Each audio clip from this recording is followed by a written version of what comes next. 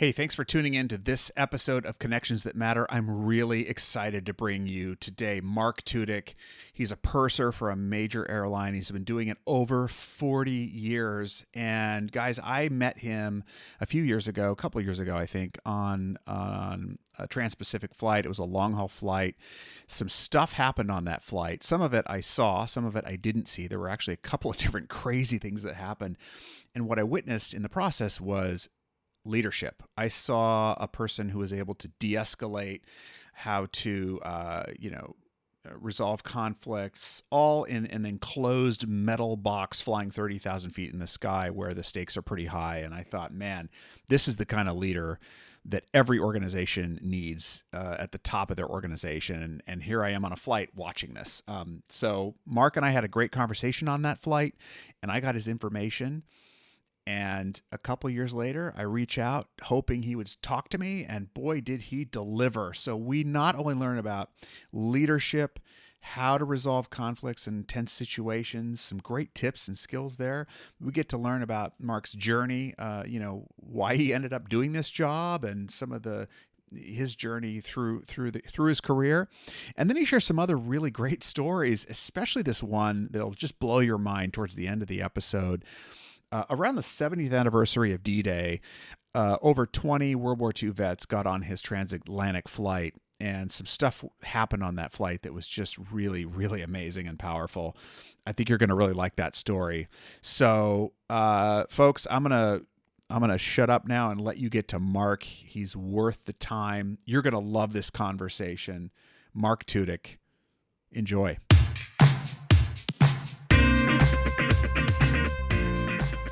Well, it's a pleasure to see you once again. I'm certainly happy you reached out. It's something I've never thought about doing. Yeah, yeah. I remember meeting you a couple of years ago. I think it was a flight to Newark or, the New York area, long haul across the Pacific and over Alaska and Canada. And I recall being in a premium economy, and it was kind of a new cabin, and the footrest wasn't working. And there was some bad passenger behavior. I think people were upset, and there were some altercations. And I remember seeing you come into the picture you were clearly a leader on the plane. I didn't know that you were the purser, which I'm going to ask you about later. But and I just was so impressed as someone who I work in the leadership space. I work in relationship management, conflict resolution. All of those things are part of working with executives. And I thought, man, this guy in that uniform there really gets it. It's what we try and help a lot of executives do. And I really wanted to talk to you more, and we did talk on the plane, but now a couple of years later, we get to do this. So I just want to first thank you for your leadership, for your service, and for reconnecting with me. I really appreciate it. Well, thank you. Your words are just very kind and flattering. Thank you. When you first reached out, I printed off the email that you had sent, and I sent it up to my base director, along with an email about the request to get together and talk about this. And I'm glad that it did work out. And I'm just very flattered that you did reach out after so much time. It was kind of a shot out of left field when I first saw your email. I was like, what? Well, Mark, I don't know about you, but, in these days, and people are busy. And so it's not always that people are lying when they, are deceitful or they don't care, but there's not a lot of follow through anymore. True. I mean, just in all spheres of our life, you could call customer service, and then what are the odds if you call a major company's customer service when they tell you we'll follow up with you? I mean, it's a crapshoot whether you'll ever hear from them again. And in business, people say, oh yeah, I'll do this and I'll do that. And so I just think it's so incredible when people tell you they're going to do something and then they do it. It's so simple, but I try to live by that, and I fail sometimes, but in your case, thankfully, I kept your info, and I was like, there's going to be a time when I'm going to need Mark, and I'm going to call him up. Thank you, Matt. Thank you. And I agree with you. I think that one of the reasons that it becomes so frustrating is the technology, and technology is such a beautiful thing. Yeah. But it's very basically flawed, because if it doesn't work, it's more frustrating and Yeah. less gratifying. Right. You really have to work hard to get to a resolution. But when it does work, when a system that's in place to assist people resolving issues is there and they have the tools, it is amazing. And it Right. can go very smoothly. Yeah. And hopefully, as we get down the road of technology, which it's a one-way highway, Yeah. it's going to be a better rate of success for everyone. Yeah. Well, I mean, one of the problems is, and I hear this all the time, is people are buried in email in most corporate offices. I mean, they're just absolutely buried, and some stuff is just not going to get responded to. You just can't. Yeah. Absolutely. Yeah. So, look, I mean, I got, the primary thing that really caught my eye was your leadership, and I want to talk about leadership in the context of, but I also want to, I want to share some stuff. I've been thinking about all the things that I wanted to follow up with you on, because we had this chat in your office on the plane, somewhere 30,000 feet in the air, and I have to say it was one of the more delightful connections I've had on a plane. But you mentioned that the policy that incident that we witnessed and that you helped de-escalate and resolve, that led to some policy changes. I'm curious what happened. Well, on that particular flight, what happened was the issue that generated all the fuss was a gentleman in the back was having a conversation with a lady he had just met on the flight, and was showing her pictures of his house in France on his cell phone. And while he was holding the phone and scrolling through his photo album, I mean, the young lady involved indicated she never touched the phone. He controlled the phone at all times. And as he was scrolling pictures of his house in France, there was a full nude frontal, fully erect picture of himself. And that's where the train came flying off the rails. I believe the scientific term for that is dick pic. I think that's what we normally, Yes, Look, you are a refined and seasoned leader, and you control yourselves at all times. You do not have to control yourself in this podcast. You can say whatever you want. And I'm not encouraging bad behavior, but if you need a catharsis, if you need an outlet, this is it. You say whatever you want, however you want to say it. So dick pics on the plane. Yeah. You Got Snakes on a Plane was the movie that was the precursor to that one. I guess It was the French version. That's one of the things in life I can't tolerate. Spiders, anything, snakes creep me out. So yeah, I would lose it at that point. But at any rate, no, what happened was, the young lady was not expecting this, of course, and became very, very emotionally conflicted on how to handle it. And so she went back to the back of the aircraft and informed one of my colleagues that she was coming out of the bathroom crying and just kind of very scared and didn't know really which way to turn. So she turned to the crew, which was the right thing. And then the crew in the front, in the back, notified me. And I believe we were only about an hour or two into the flight, and it was a 12-hour flight. Yeah, we had a long way to go, and nobody wants to turn that. No one wants to turn that bird around and land for some jackass like that. Exactly, and that's pretty much exactly what kind of guy this was. And so, in the realm and the confines of the aircraft, you're 7 miles up, you're moving 8 miles a minute. You have a lot more constraints in order to resolve any conflict, and hopefully the tools that you have and the skill set that you have that you bring to the table can 99% of the time resolve the conflict.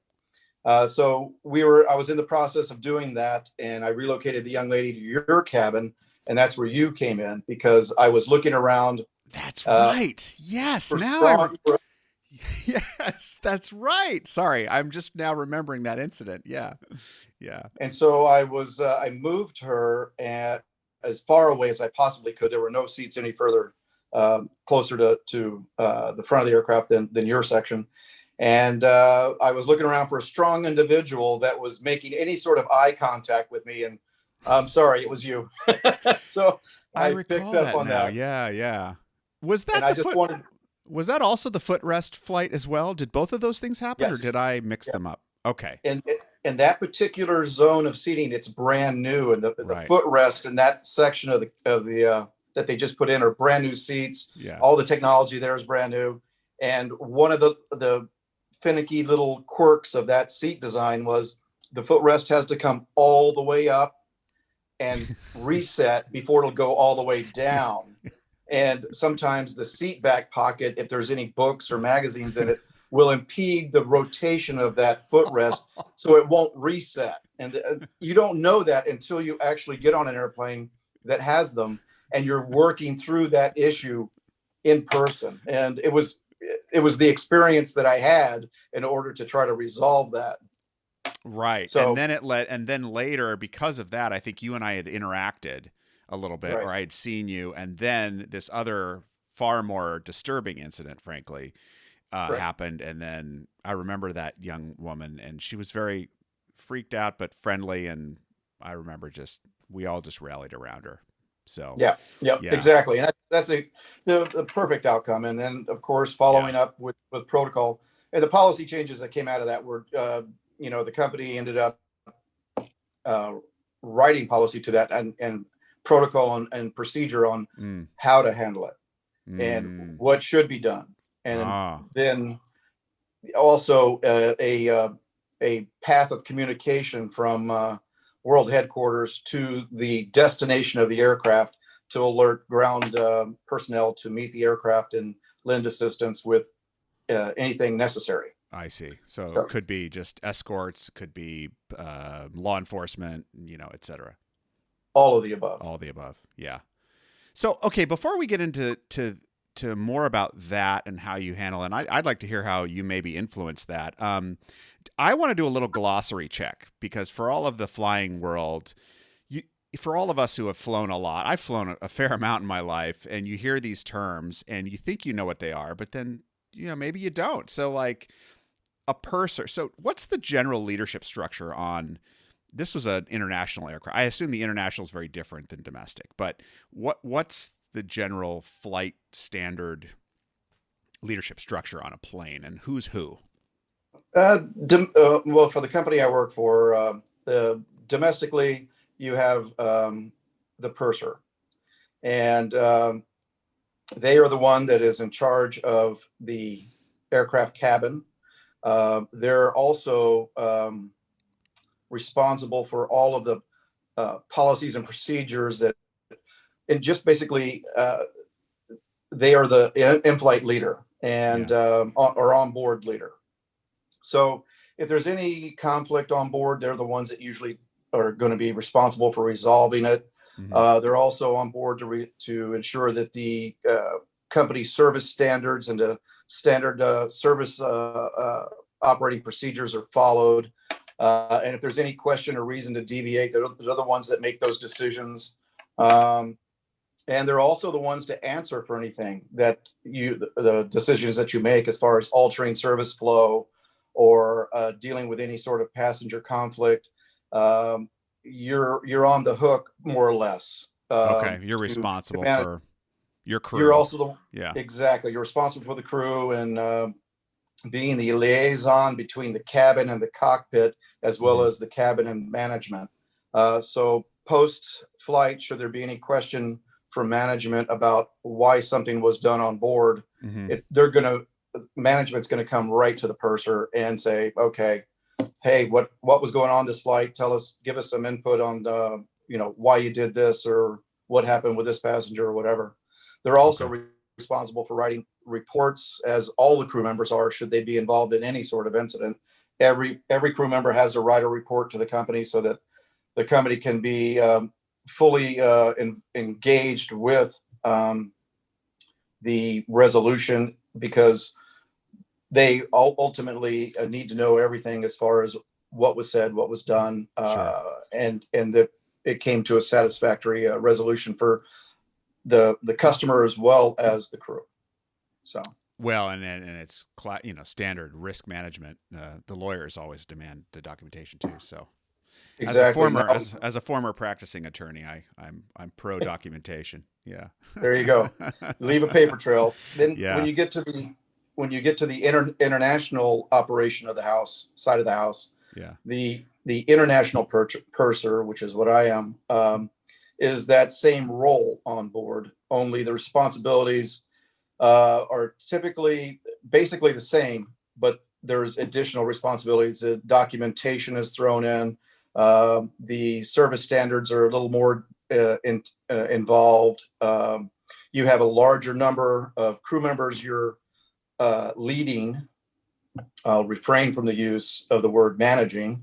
Uh, Tell me about that. uh, What's for you? I mean, what's the difference? the difference is to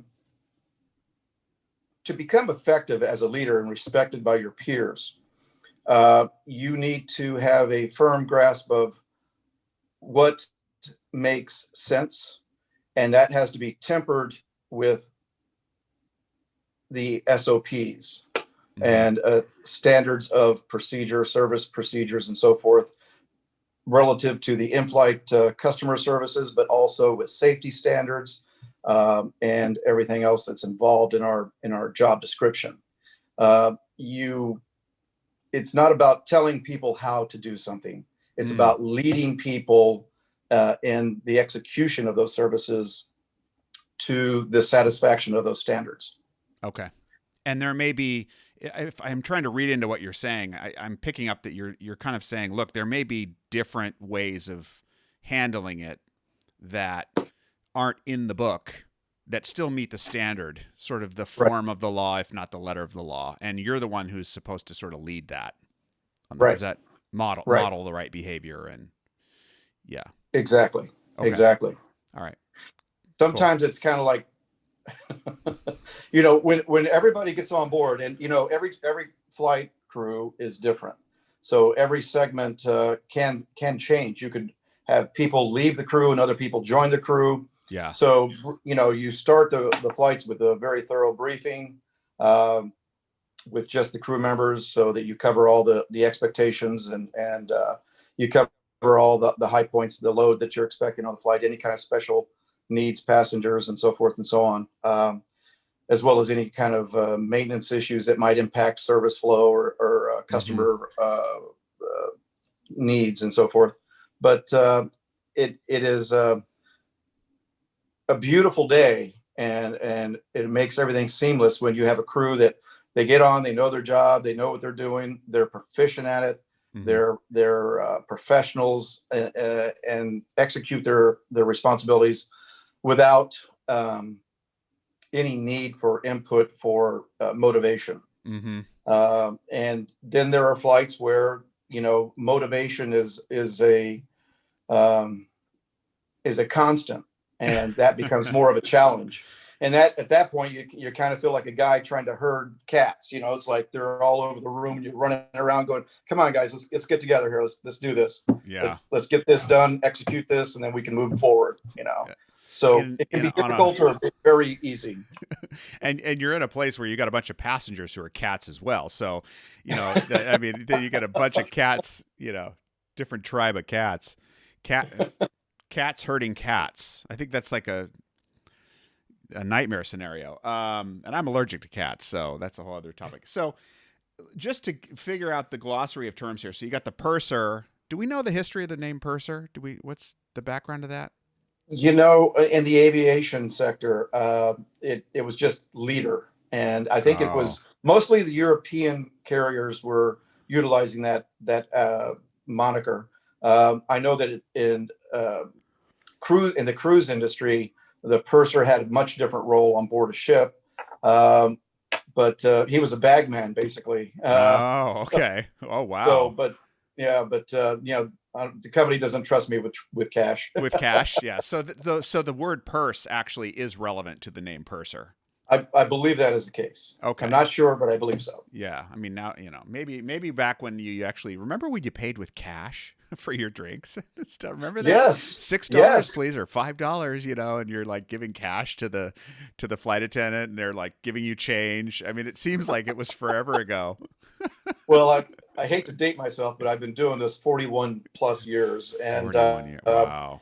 so, yeah, I do remember those days, Matt. And Or smoking on the planes. That's another one. yes. I'm old enough to Yeah. remember that too. I remember being on a TWA flight from New York to. My dad was in the Army, so they flew us to Europe and for our 2.5 years there, and I remember the smoking session was row 16 up to 16, and then it was non-smoking 17 on, or whatever. It was like literally one Exactly. seat difference. You're like, this makes no sense whatsoever. We're all Exactly. smoking. We're all smoking here. Yeah. Exactly. Boy, those were the days. I mean, and those the old ashtray. 727s and the old 37s, and My God. Yeah. And the DC planes and everything. So, so you've got the purser, who's really the top leader. You're the liaison with the cockpit. Obviously, the captain has and the co-captain. Those folks have a big leadership role. But it's really you. I mean, how many people are in the cockpit? What is it, like three on a big flight usually? it depends on the aircraft. It depends on the length of the flight. Okay. You have the captain, like on international flights. You have a designated captain. Then you have, like on the Tokyo flights, 3 other cockpit crew members. Yeah. Or flight deck crew members, I should say. And they are rated to be captain, but there's only one working captain. So you have 3 first officers and 1 captain. And the first officers, they're all, well, pilots are all certified on a specific aircraft type. So they can only fly one type of aircraft. Right. 777s or they're really specialized. 787s or so Yeah. forth. Yes, exactly. Yeah. And so my role as an international purser, most of my communication with respect to any kind of resolution or problems or conflict I'm having in the cabin, I'm dealing directly with the captain. Okay, so got it. It'll be me and the captain making decisions about any sort of issue that needs his input, or if it gets out of hand and I need assistance from the ground. I see. Okay. So you're really collaborating with the captain all along the way. And in terms of under the leadership pyramid from purser on down, are there layers beyond that, or is it pretty much flat under that? Under that, it's pretty much flat. Okay. So everyone's a cabin attendant, or I don't know what the nomenclature Flight is. attendant, yeah. Flight attendant. Okay. Got it. Okay. So now that we've got that, what are the kinds of things that, I mean, there's several things I was sort of curious about. One of them was you were talking about the pre-flight briefing, which I'm assuming that you do as the purser with the crew. Is that your responsibility? That is correct. Okay. And so that takes place before every flight. Right. So you're saying, hey, we've got someone with a disability in row 13. This is how we're going to take care of them on this flight, for example, or whatever else might be special. Exactly. Yeah. Okay. So, I think the thing that really struck me about the nature of flying and your special role as the stewards of that flight and really working. I mean, there are a few situations in life where you're locked in a metal box flying 30,000 feet in the air, where our destinies are totally intertwined, where it is truly interconnected, and where one behavior affects everybody. And it doesn't matter who it is. It's the flight crew, the pilot, everybody on that plane has a role in whether or not that flight takes off, flies, and lands safely and comfortably. And whether all the passengers on that flight survive the whole flight. Even if the plane is safe. I mean, you can have incidents with passengers who have medical issues, right? And depending on who's on that flight and how you behave, it could save someone's life. So I think that's what really struck me when I was observing your leadership on that flight. It was just what really kind of, I've seen it a million times, but I think your extraordinary ability to handle a situation in a strong and capable way and give off an energy of strength put me at ease, even though there was something going on. And I was like, wow, this guy's, I feel comfortable. Like if there were a real problem, I'd want to be next to that guy in the foxhole, you know? Or I would feel more safe that Mark was, you know, leading this. So I'm wondering what kinds of, does that ability come from you and your experience? How much of it's training, intentional development of skills? You know, tell me about how you've developed as a leader. You've 41 years. That's a long time. How have you learned to be so good at what you do? And what are some lessons along the way? Because I think what you do, frankly, I think a great flight crew could teach leadership teams in almost any industry. I mean, there's no leadership team that has to get to know each other faster, adjust to crises that are unforeseen. I mean, you guys do all while serving drinks, and some people think you're just servers, you know, and it's ridiculous. But you're doing all this stuff behind the scenes too. So, tell me about your leadership journey, your learnings, how you got to this place of maturity as a leader. Well, thank you, Matt. Basically, when you are going to be in the international operation, the company many years ago in the early 90s developed the onboard international purser program. Mm-hmm. And in order to become qualified, you had to apply. There was an interview process. They were looking for certain skill sets, and the company then had developed a program, and they outsourced the idea of the program to a London-based company many years ago. And like I said, this is going back to the early 90s, 92, I think.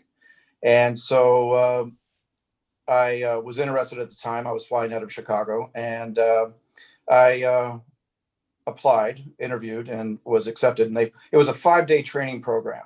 Mm-hmm. And these people you had 5 days of instructional classroom teaching about leadership on board, how to de-escalate disputes. And it was good, very good basic fundamentals on tools that you could use and the way that you could implement communication to get people to understand, okay, it's about choices. And I have these restrictions and these parameters to work within. I am also at a time constraint. So it becomes very intense as far as trying to get someone to evaluate their choices and make the choice you want them to make, to lead them to the right decision. Yeah. But to establish that there is a common ground, that it was more or less a hostage negotiation, with the hostage being conformity and peace and resolution from, okay, whether it was bad behavior or whatever the conflict was. And you try to get them to come back to, okay, if I make that decision to keep going down this road, it's not going to end up very good for me.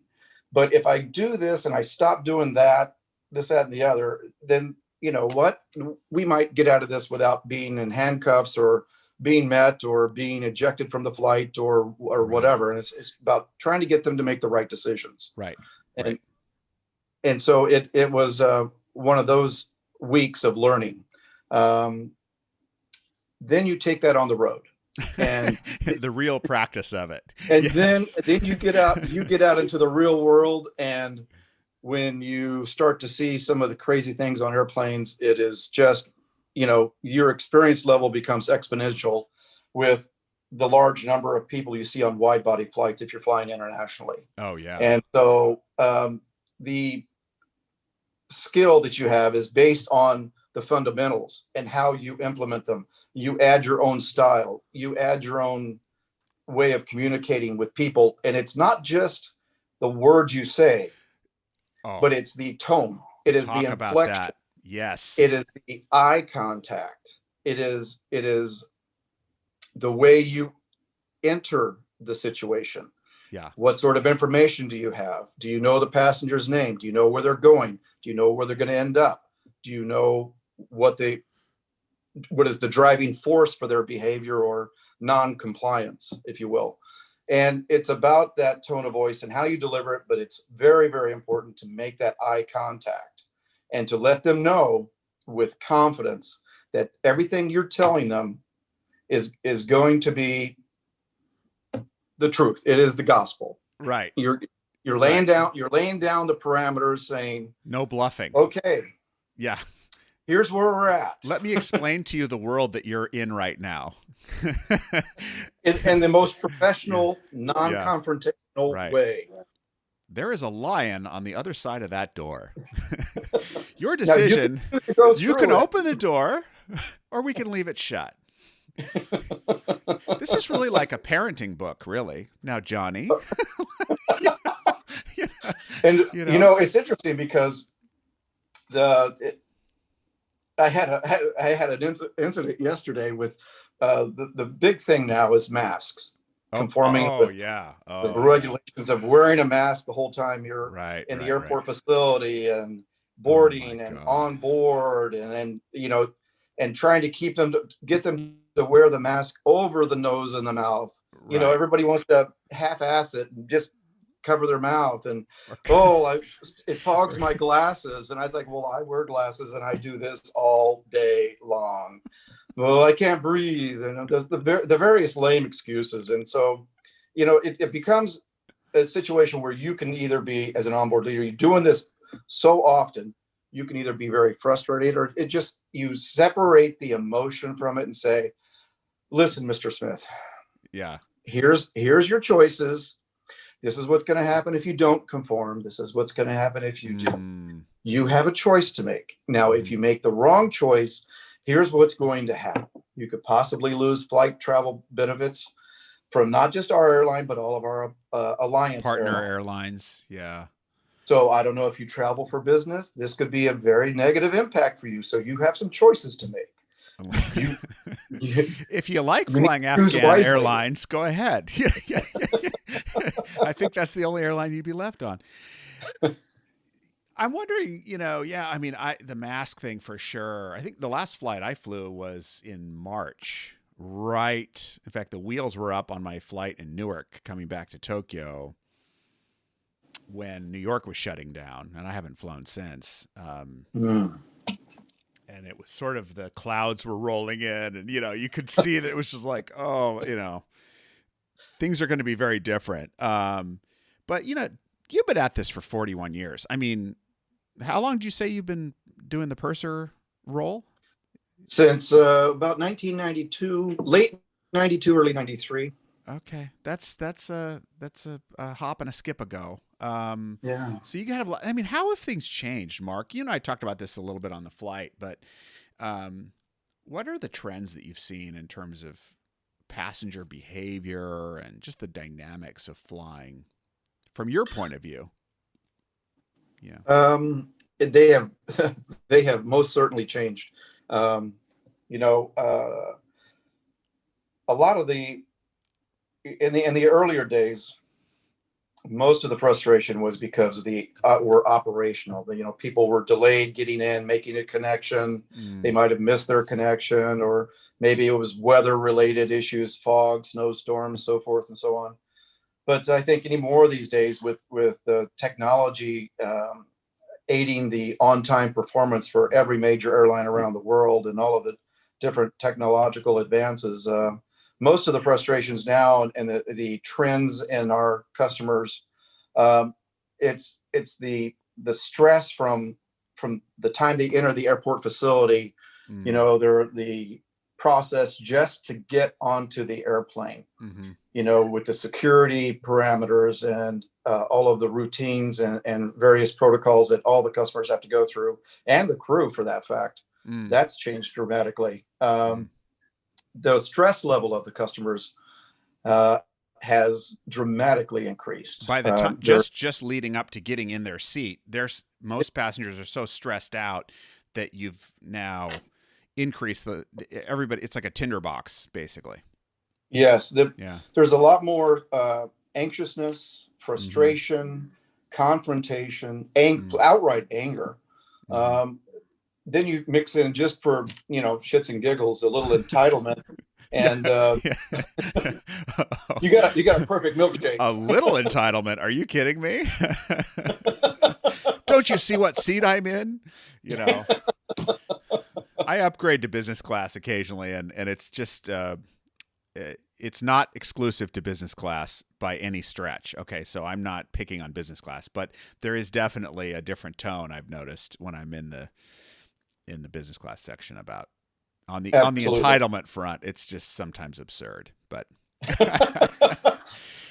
yes, you're. I want to pull the flight attendant in business class who's being totally professional, because those are the most professional flight attendants I've ever seen, is the business class crew, and nice no matter what, and just say, I'm not an asshole. I just want you to know I'm really. If you're out of ice cream and you can't put the caramel sauce on my perfectly frozen ice cream ball, it's fine. Like, I'll take a brownie or nothing. I shouldn't eat anything anyway. So I always feel a lot of empathy for folks on the working those crews. But that's the trends that I've noticed personally, and it's interesting, because if you take all of that, that's going to be on every flight. There's going to be challenges on every flight. I don't think there's a flight that goes by that doesn't have them. But really? It is interesting that even today, with all of the issues going on with everybody aboard an airplane, you still see, and I'm encouraged, the humanity that happens on board an airplane. Because there are still some bright spots. There are still some great people like yourself, Matt. You were the person and the beacon I was looking for in that instance with that young lady in May of 2018. You have that eye contact. From experience, when you make eye contact on board with somebody, when you need assistance, from that expression that you can invite them in and rely on them to be of support. And you see people go out of their way today still to be kind to one another, or to go out of their way and help someone with, a lady needs help with her bag, or a lady doesn't speak the language, and so forth. And so people that do speak their language, or whatever, will help out. Any sort of language barriers, you see people routinely kind of jump in and assist with a translation here and there.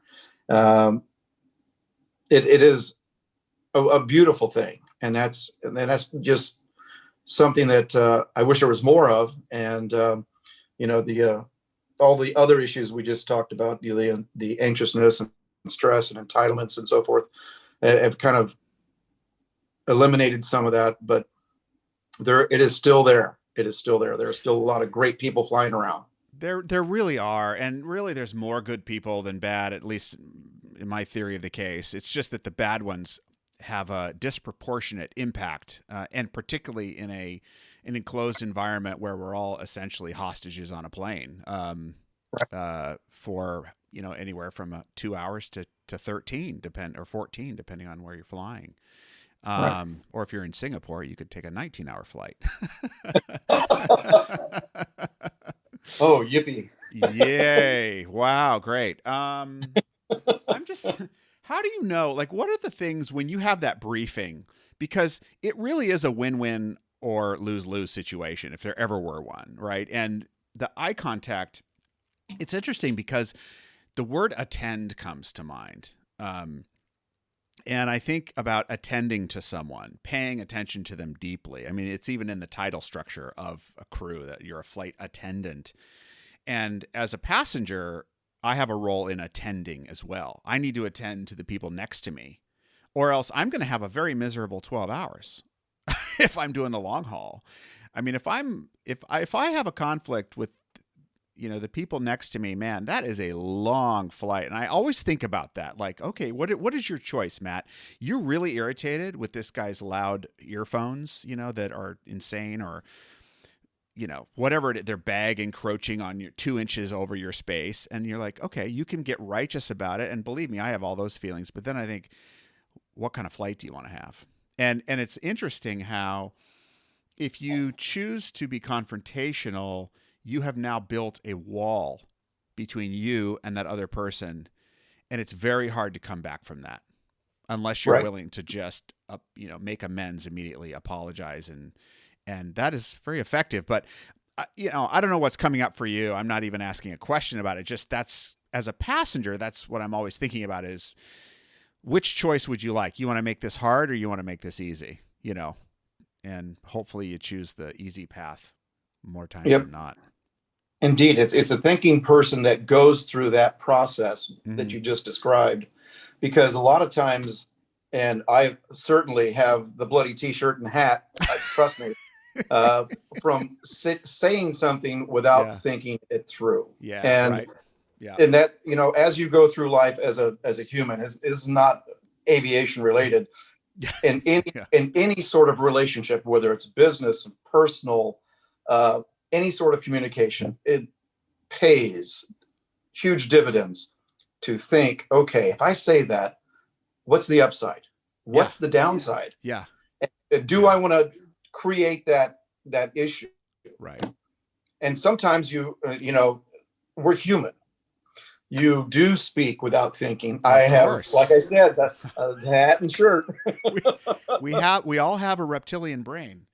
And it's fight or flight, pardon the pun. What do you do then? I mean, I think that's what struck me when I met you, because the energy was mutual. And I love what you're saying. You saw my eye contact. I was trying to communicate to you that I was here to help if you needed it. I remember thinking, I just want this guy to know I appreciate him. And what's amazing is how much you can communicate with no words at all, because you picked up all of that from just a few things. We are amazing communicators, really. I mean, no words needed. Like, I do not play poker for money. my eyes would give me away. My brothers have cleaned my clock several times. I said, no more, I'm out. Forget it. Penny bets, that's it. So, I mean, I think that's such a good point, that paying attention to all of the nonverbals and getting feedback on, because one of the things I've noticed, you don't know the nonverbals you're giving. And I didn't realize how much you had picked up from me. It's surprising and it's not, but for you to tell me that now, it's like, wow, and that's for better or for worse, because sometimes you're giving off nonverbals that are, for example, I don't know what you think, but like the tiniest bit of entitlement, the tiniest scintilla of condescension, even if you're saying, well, bless your sweet little heart, it's like, can just, and in a tinderbox situation, make someone go absolutely crazy. Well, I will love to do that for you. Of course. And, it's just like, F I'll you. be right back. Oh, yeah. Like just the tiniest thing. Tell me how what are some of I'm not asking you to out yourself with all the mistakes you've made, but let me ask it this way. Like, when you look back, I mean, I can look back on signature fuck ups that I've done where I've done something without thinking, and then they're incredible gifts later that I go back to. It's like a reservoir of learning. I'm like, don't do that again. Or can you just, anything you'd be willing to, reflect on now that you can laugh about now that maybe wasn't very laugh inducing before? Yeah, I could come up with one or two maybe, but I was having a difficult flight coming out of Western Europe. I believe it was, Germany, and heading back to the States after it had been a frustrating flight already. Yeah. And I was working with a customer in the back who, we did not have a special meal for him. Okay. And it was the indignance. I mean, after I went through and I compensated him literally with a electronic device that we have. All the major airlines have, handheld devices for all of the crew members so that we can contact with the company. We can look at people's reservations. We can conflict resolve on the spot with, credit of miles or travel credits for cash and so forth and so on. Yeah. And it's a fabulous tool. It really, really is.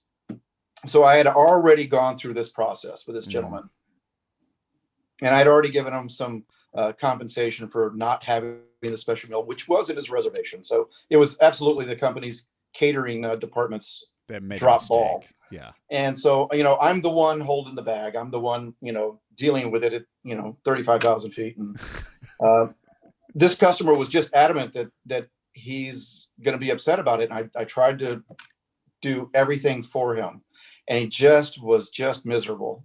Everybody around him, we were full. Everybody around him was tired of him. He had me called back. He had requested me to come back and talk to him on 3 separate occasions on the same flight about the same issue, after I had already done everything I possibly could. And each time I was professional and nice. And at the end of the day, I just looked at him. I said, "I don't have your damn meal. I'm sorry." And I got up and I walked away. And so he was like, "You can't talk to me. You can't talk to me like that." Everybody around him looked at me, were winking at me, giving me thumbs up, going, "I can't believe it took this long."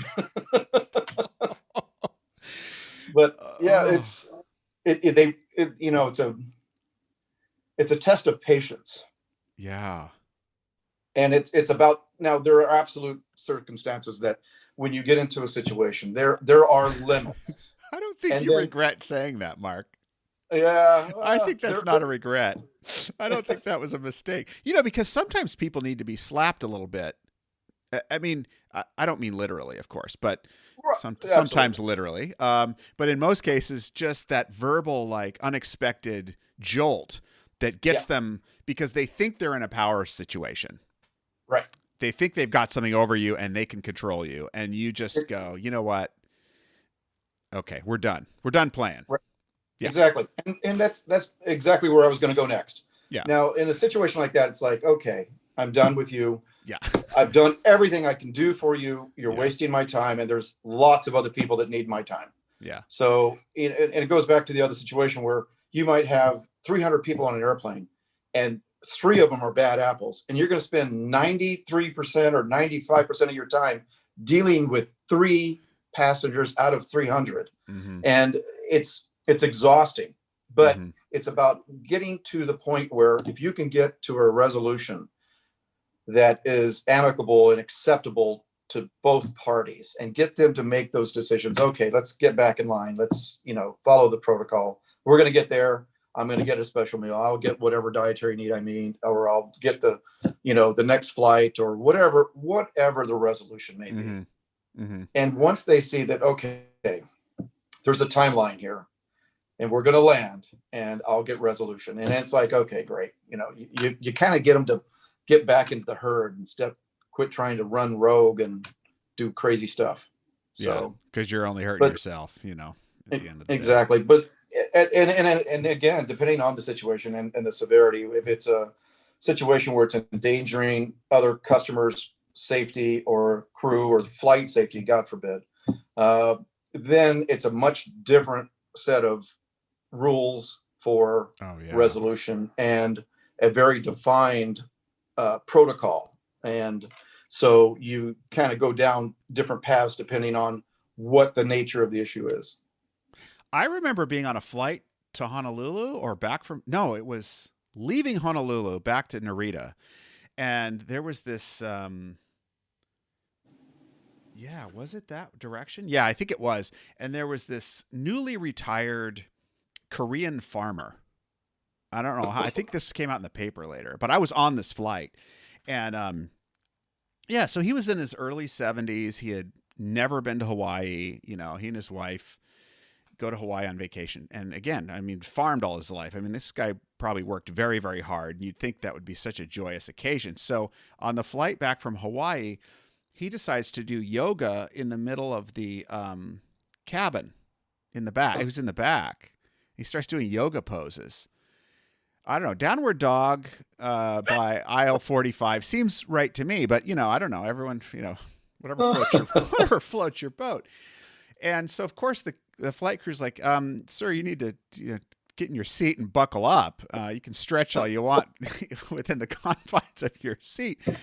So his wife decides to try and help him, modify his behavior because she knows it's going south fast. And I think he hit her, and it crossed over the violence line. Which when you were talking that, and then it became a security issue, and it was the whole flight. I was seated far away. I was actually either up in premium, not premium economy plus, or I was in business. I don't remember if I had upgraded, but I was pretty far away. But it was you could feel the energy of the whole flight change, and we didn't even know what was going on. It was just this pall came over, and then the next thing you know, we had to turn around. It was an hour and a half in, go back to Honolulu. Wow. And he was arrested. Yeah, and those are situations that become critical that they're handled properly, because as your background, the liability, the assignment of accountability that's a big cast net that you don't want to be anywhere near. And so all of the different ways that you handle that and kind of de-escalate that and separate any sort of provocateur and kind of isolate them and move people away, and sometimes you just can't because the flights are full and there's nowhere else to put people. So yeah, there's different constraints for every situation. Yeah. I mean, what makes you more scared when you see a situation escalating? What are some of examples of when you're like, this is really scary, this could go really bad? It's any time that there's any sort of threat of violence, because that can escalate so rapidly that there's really no way to go into situation. I mean, you always have to have that in the back of your head. Anytime I go back, and if I'm on a flight where, one of my colleagues comes up and says, "Hey, Mark, we got a problem back here. We need you to come back and talk to this man or woman or whatever the case is." And I said, I always ask, what's going on? What's the route? Who is it? Where are they seated? So that I can get my information together from my personal device and pull up the reservation for the person. I know their name going in. And that's always in the back of my head. Anytime I'm speaking to a passenger about a situation, experience has taught me to don't square off with them, turn sideways. Oh, okay. Body literally turn sideways, so you're not right. You turn sideways, so you reduce your exposure. And I always keep my hands in front of me, whether they're clasped or folded or just very non-confrontational, and explore and kind of dive into the situation with an introduction, making eye contact, speaking calmly and slowly. But most times, and you always have that, to answer your question, I always have that possibility, as this could escalate very quickly. And, I'm entering a situation. I'm looking around as I'm walking back to see, okay, who could I tap to assist me? Who are my allies? Okay. Right. Who are my friends? Who are my buddies? And so, 9 times out of 10, like I said, you go into the situation like that. And basically, if you introduce yourself, you address the customer by the name, they know that you have all their information, and you say, what's going on? What's the issue here? And listen. I think most times things escalate because the person doesn't feel as though they've been listened. They've not been heard. Their issue or their complaint, whatever it may be, they've not had a chance to air it out to the right person or the person in charge. And I think that one critical, very primary first step is key to the outcome, because it can really help them slow down, air out their issue, and at least it brings them off any ledge they might be on.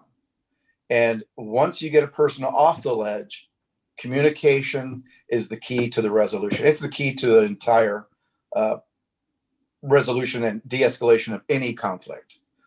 You have to communicate effectively. And it starts with the attending. It starts with the pulling. It starts with I love that word explore, because you said I'm going there and I'm observing as I go back for situational awareness. Who are my allies? And then trying to find out what's going on. What's the situation? Establish that first. Is that right? Yeah. That is correct. Wow. What do you do to get yourself in the right mindset? I mean, are there any times when you're like, okay, I'm going to do 10 breaths, or any techniques that you've used just to reset your brain so you don't? There's always a deep breath. Okay. there's always a deep breath. Yeah. And okay. The knowledge that one of the things I've subconsciously noticed recently that I do is I check how many more hours till we land. Yeah. Yeah. How much longer could this possibly last? That's a great technique. Yeah. Yeah. It's going to be over. It will. This will pass. Right. Oh yes, absolutely. Yeah. And that's one of the things that, if you're in business and you have a conflict, there are so many different things you can avail yourself of, avenues or tools, whether it's consulting an expert in a field or getting more information. When you're in an airplane, the ability to do so is extremely limited. Mm-hmm. You're limited to the crew resources. You're limited to maybe a friend in the passenger crowd that you can tap on that, hey, can you give me a hand here, or something like that. But conflict resolution is one of those things where you have to be firm. You have to operate in a very goal-oriented way. The goal is to get people to comply and get them from point A to point B safely. And that is the winning combination. Communicate. And it's interesting because the service on board that most people think of when they think of flying, that their experience is, what's my entertainment? Am I going to be able to sleep? And will I eat something? Is actually part of keeping people calm. I mean, it's right. I mean, isn't that part of it? You feed people so they stay calm. Right. Nobody wants to be hangry. I mean, especially the flight crew. Oh my God. Right. At what point, Mark, you must by now, after this many years, you must know pretty early if this flight is going to be a real pain in the ass or pretty smooth. I mean, at what point, is it in the briefing itself, or is it in the first 5 minutes of stepping on the aircraft? Like what do you look for? Or maybe you're not even looking for it. What are you sensing that gives you signals that, okay, this is going to be a good flight? How do you know that?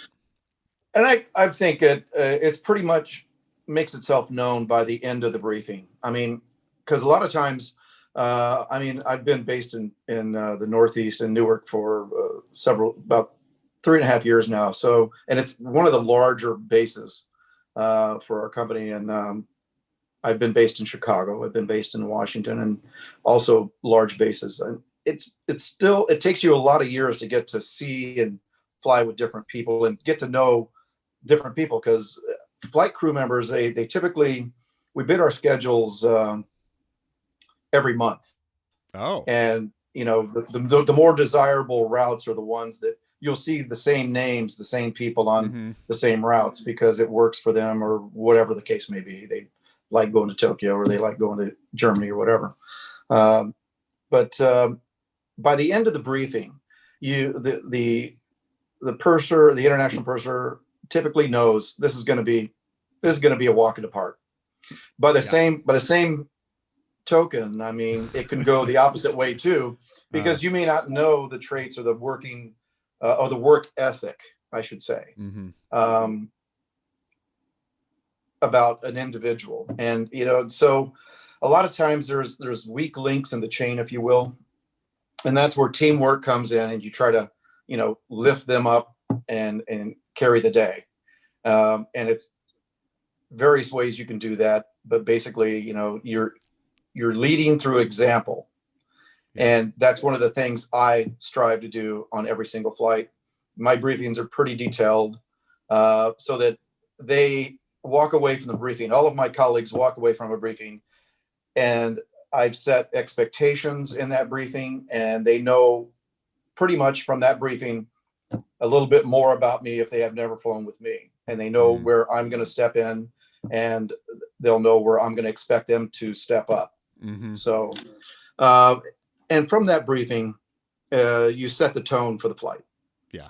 And if you're effective in the briefing and covering all the topics and the hot points, then you will have a successful flight. It's interesting because you didn't say how the flight's going to go after being on the plane and seeing the passengers. What you said was how it's going to go based on who your crew is. That's correct. You know whether or not they're going to handle their stuff. That's right. And if you've got a crew that you have worked with or can handle their stuff, the passengers are not the issue, and the crew can handle them. I mean, we're trained in a lot of different areas with first aid, all various aspects, in-flight safety. There's a lot of training that goes in. We're not just pretty window dressing. Absolutely. Or in my case, old window dressing. It's quite a window you got there. No, not at all. I mean, I think that's really important for people to know that there's a lot of training and a lot of different jobs that you're actually doing on that flight. And that have we're psychologists, we're firefighters, we're paramedics. Honestly, I remember back in the day, Disney got famous for its training programs, and they would have corporate, lots of different companies sent people to the Disney leadership training because they were so good at hospitality, right? And leadership and all those things. And I honestly, I think when you see a flight crew that operates with a good purser like you, good doesn't quite describe it. You're exceptional. And I mean that. It's just so obvious. You just emit amazing leadership skills. And then you have a great crew under that, and everyone's working simpatico, and it's win-win, and we're all in this together. It is an amazing thing. And I don't know why.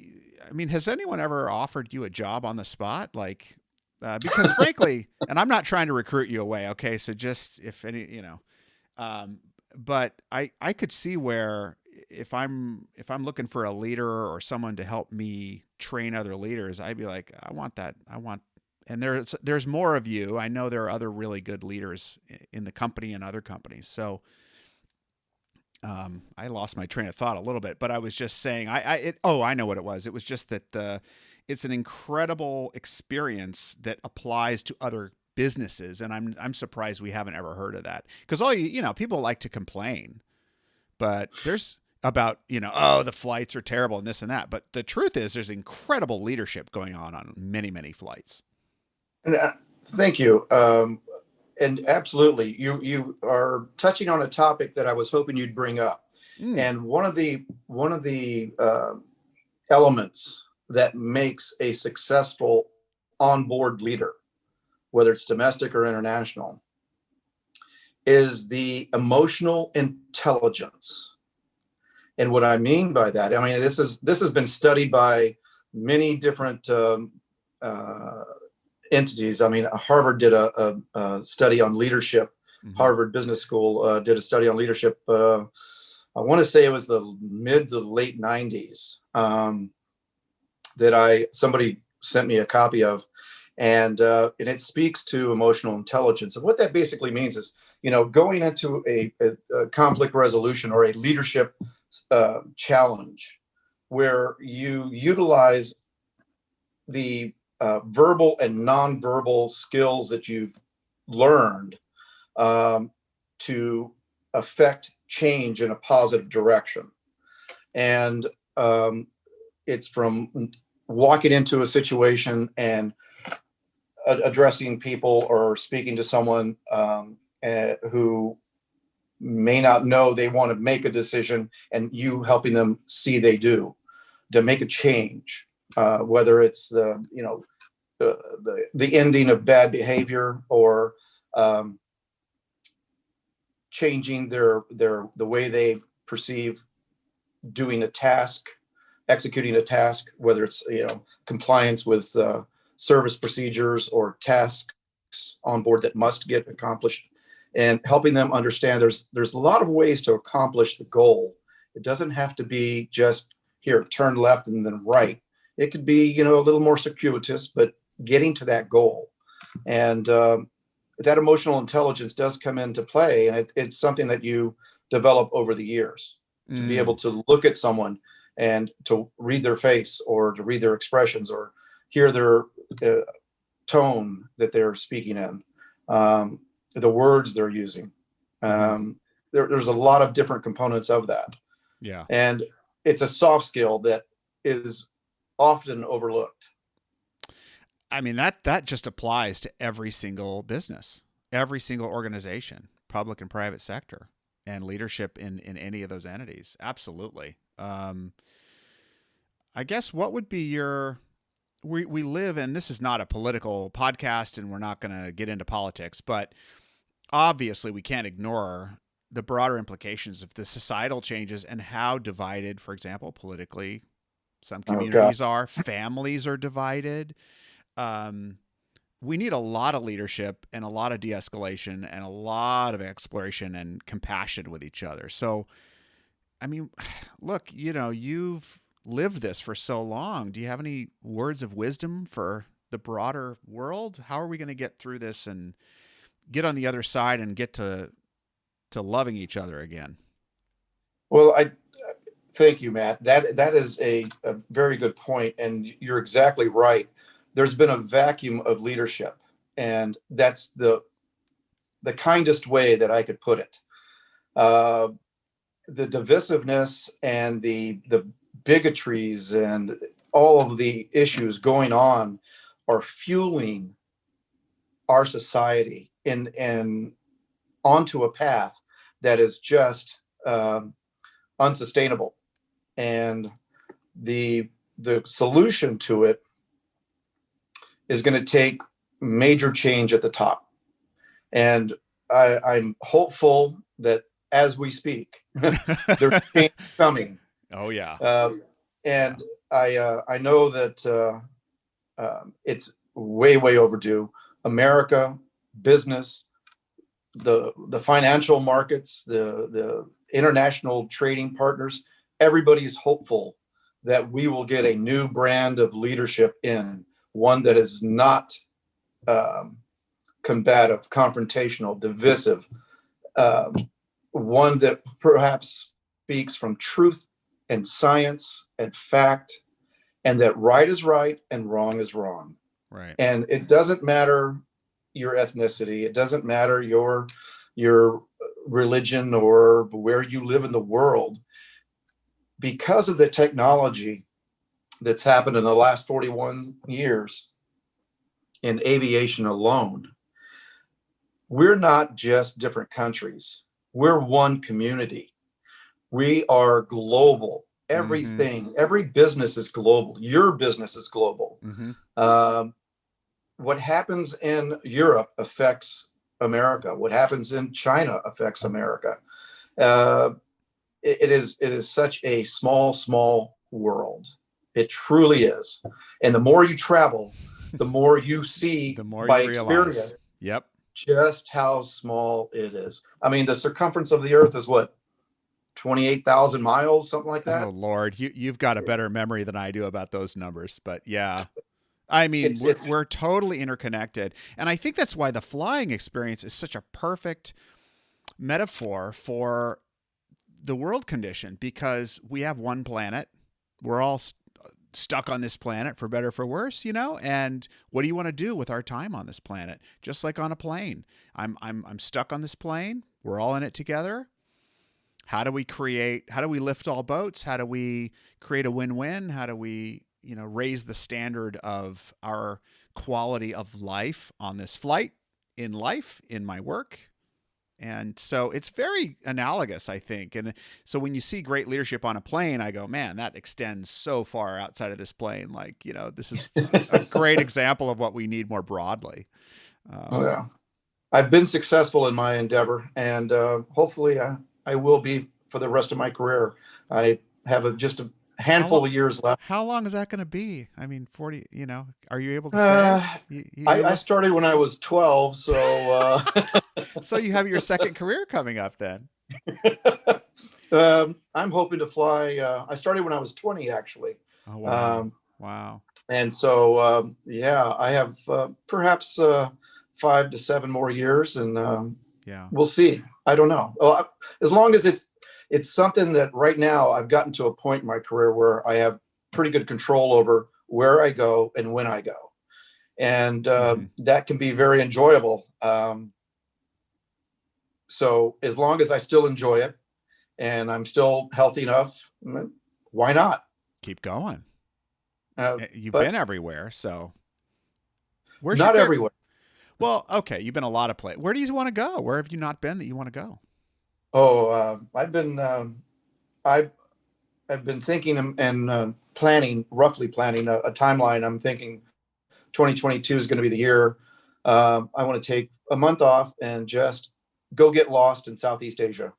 Oh, listen, talk to me when you do that. I love Southeast Asia.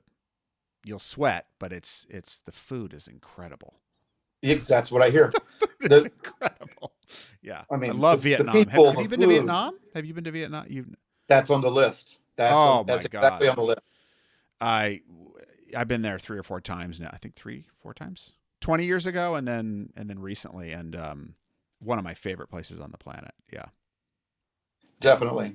Awesome. But I think I'm hoping for 2021, maybe the middle of the summer, early summer. We're thinking of Croatia for a little destination getaway. Oh, I've heard. I haven't been there, but there's some beautiful spots in Croatia from what I've heard. Yeah, awesome. I did a vacation about 2 years ago. I took about 10 days and went to Poland. I'd never been to Poland. What a fabulous place! Oh my God, it was wonderful. People were wonderful. Yeah, the food was fantastic. It was just a great vacation.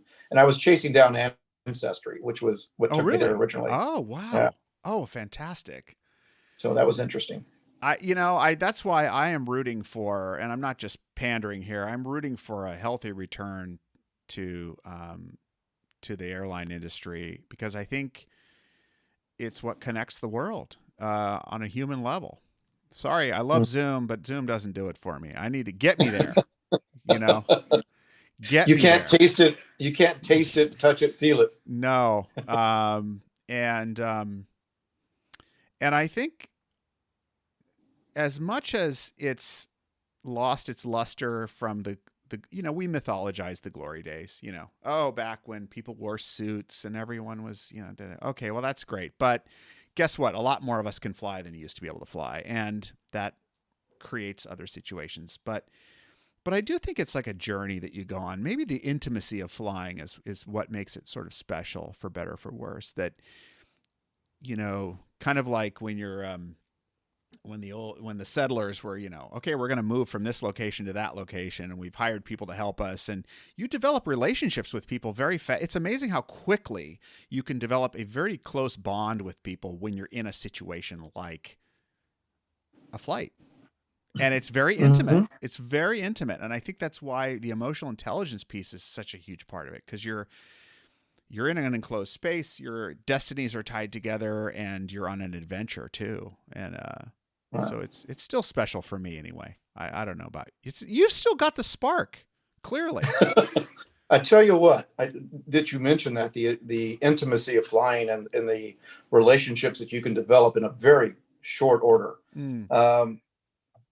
in 2015, I was flying out of Washington, and it was the 70th anniversary of World War II. And that flight, that night, I was working a flight to Brussels, Belgium. Mm-hmm. And I was a purser, and it was a thunderstorming, horrible afternoon. I mean, it's just crazy weather. And we were oversold going to Brussels. So I get out to the gate. Had already held the briefing with the crew, had a great crew. Looking forward to a nice, smooth flight. We took a delay and waiting for customers because they were misconnecting. And as it turned out, we had about 16 or 18 open seats in our business class. The first class cabin had filled up. And we were informed upon getting to the gate that there was a group of, I think, 22 or 24 World War II vets who were traveling together back to Normandy for the 70th anniversary of D-Day. Wow. So it was one of those, and I had worked with them before about maybe 5 years earlier, not worked with them, but, was the purser on one of their flights about 5 years earlier. And they had a group leader that came up and had a conversation with me. And when we started boarding the process, the agent and I had a conversation and said there was going to be about, 15, maybe 16 open seats in business class. And I said, okay. And I said, I'm going to take them. I said, I'm going to use them. He says, okay, well, don't move anybody until, we're sure we're going to misconnect. And these number of people. And so sure enough, we did. And so I went up to the cockpit and let the captain know what my plan was. And the group boarded, and I went to the group leader and I said, I have 16 open seats in business class. I want to move. I wish I could move them all up. Right. I said, can you help me pick, the ones pick the 16. Yeah. Pick the lucky 16. Yeah. Right. And so the passengers had boarded, and we were getting ready to shove off the gate. And so I then knew where my open seats were going to be. So I moved these people up, and it was about the same time that Prince William and Kate Middleton were visiting New York for the first time. And there was a bunch of stuff in the headlines of the newspapers. So some of the very notable and famous entertainers in America were up there rubbing elbows with the royals. Sure. Yeah. And so, one of the headlines, I was walking to the gate and I noticed the newspapers in the stands. I was looking, scanning the headlines, and I saw, English royalty meets American royalty and blah, blah, blah, or whatever they were trying to sell their newspapers with. And so it kind of stuck in the back of my head. And so I moved these people up, and I got on the PA and I made an announcement to the customers. I said, ladies and gentlemen, I was walking to the gate today. I introduced myself and let everybody know who I was. Walking to the gate today, and I saw that on the newspapers they were talking about the British royalty meeting American royalty up here in New York with Kate Middleton and Prince William and so forth. I said, but that's a lot of hooey. I said, today, ladies and gentlemen, we were truly blessed to have true American royalty on board. I said, we have a group of, I think it was 24 World War II vets traveling back to Normandy for the 70th anniversary of D-Day. So I said, there are 16 or so empty seats in business class. I am going to place some of these guests Heroes. in those. Yeah. And so when I did that, I made the announcement, and everybody kind of perked up and they were looking around. I could see people making eye contact with me. I walked back past first class to business class. And one of the gentlemen in first class said, take my seat. Oh, man. He says, I'll swap with any one of them. So we did. You had 17 now. And so then we did that. And so then I was walking back, and there was a young lady, mid 40s, business type, had spread out on the seat, had her ear pods in, and she was busy typing on her laptop, in a business suit, and had no clue what was going on. And so I walked back, I picked up the books and briefcase and kind of moved them out of the empty seat next to her. And she pulled her, earbuds out and looked at me with kind of a look like, what the hell are you doing? And I said, I'm going to place someone in this seat who's very special. And she kind of looked at me and didn't respond and looked down. And so when I did, the gentleman sat next to her, and all of these gentlemen were just that. True blood, perfect gentlemen. Their eyes were bright. They were happy. They were engaging. They sat next to people they'd never met before. The conversations across the Atlantic that evening built friendships for life. Many of these gentlemen, one of them was a guest speaker, went around talking about, he was a motivational speaker. And these guys were just priceless. And it was such a rewarding flight. It was one of the best things that I had the privilege of accommodating these gentlemen and integrating them into a cabin that is typically entitled and typically very closed off. I want to do my business. I want to eat and I want to go to sleep. I've got meetings in the morning. All of a sudden, the laptops went away, the conversations, the headphones came off. People were engaging in conversation, and it was a beautiful, beautiful flight. The crew handled it perfectly. When we got there, I mean, it was just amazing. It was just amazing. What a special memory. That was just, it makes me smile, and it warms my heart to be able to have had anything to do with that. Mark, I don't know that we can top that one. That stands out. That does stand out. It doesn't get better than that. Wow. I tell you, it was beautiful. Are you writing a book when this is all said and done?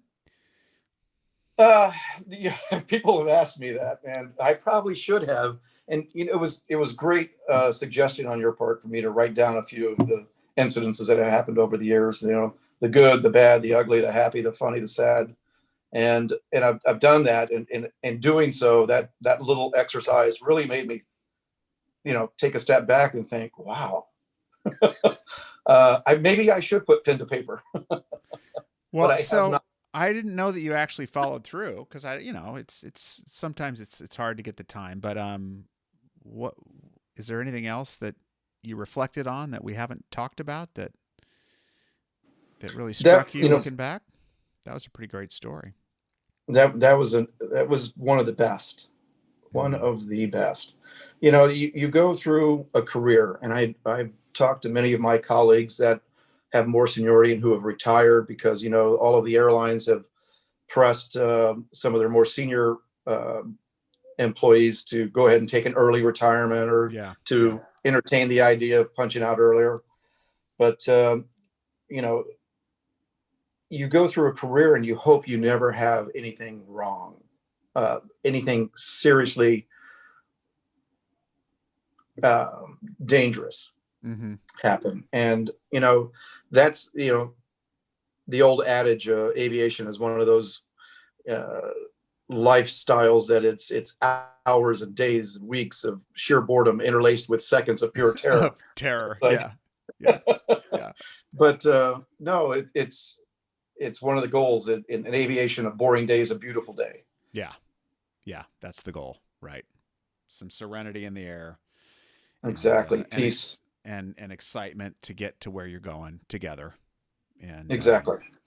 And a shared experience. Every flight is like a temporary family, that goes on a journey somewhere, and you all have that shared experience that no one else will ever share.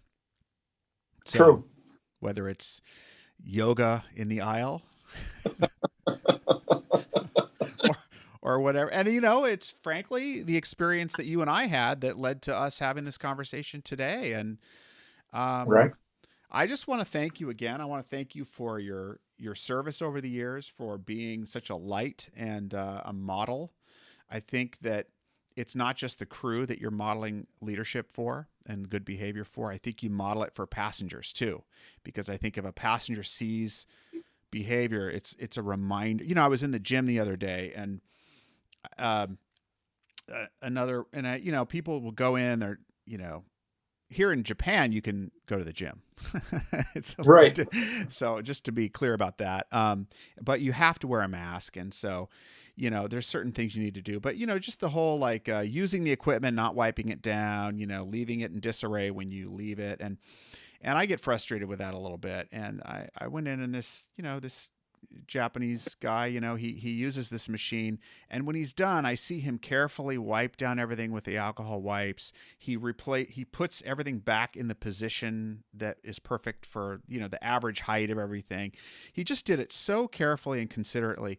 And I remember feeling re-inspired to up my game, to be more considerate. And it just reminded me that my behavior has consequences. People are watching. Right. I have the ability to influence the culture around me at any given time. And even small gestures can have a huge impact. And I think that's what came up for me on that flight and has ever since. And so you've helped me for sure. And I'm sure you've helped thousands of people. That's very kind of you to say. Yeah. I'd love to chat with you again sometime. Reach out. I'm here. What are you looking forward to in 2021? 2021, I hope we get to a place where we start to heal. I think hopefully as a nation in America, mm-hmm. and as a global partner, I hope that we heal, and that the virus and all of the endeavors by all the big pharma companies does come to fruition. We get a cure, or not a cure, but at least a vaccine to help mitigate the severe symptoms of this COVID pandemic. And I hope that the aviation sector, as all the other sectors, I hope we do see a bounce back to some sort of normalcy, and return to a positive growth direction. Mm-hmm. For the sake of society. I mean, it's not just about business, but it's about your everyday life and all of the interactions you have with everyone around you, as you just stated, because all of your actions have an implication and an impact on someone else. And I think that if we can all just find a way to get along, make a friend, drink a beer, sing a song. There you go. And on and on. You got it. I'm very positive. I'm very hopeful that we're going to see a turnaround here and get back on the right track. Hey, thanks for sharing today. Really, thanks for connecting. Thanks for the leadership and the wisdom. And I look forward to staying connected with you. Please do, Matt. I look forward to it as well. Thank you so much for the opportunity. All right.